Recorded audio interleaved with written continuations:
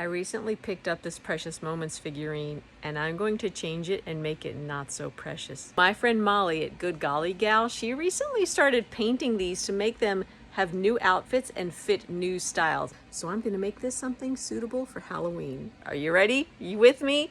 It's going to be cute.